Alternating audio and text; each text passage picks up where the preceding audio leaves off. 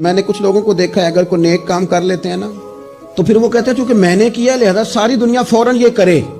آپ یہ کیوں نہیں سمجھتے کہ رب نے آپ کو توفیق دی ہے تو آپ عاجز ہو جائیں اللہ کے بندے، آپ عاجزی اختیار کریں۔ وہ کہتے ہیں چونکہ میں کرتا ہوں لہذا میں اب اتنا بڑا آدمی ہوں تو فلانے فلانے فلانے فلانے بندے تو ٹھیک ہی نہیں۔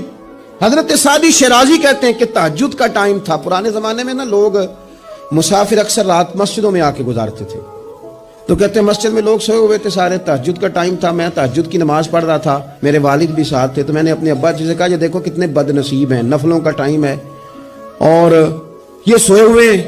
تو فرماتے ہیں میرے والد کہنے لگے کاش تو بھی سویا ہی رہتا، لوگوں کے کپڑے تو نہ پھاڑتا۔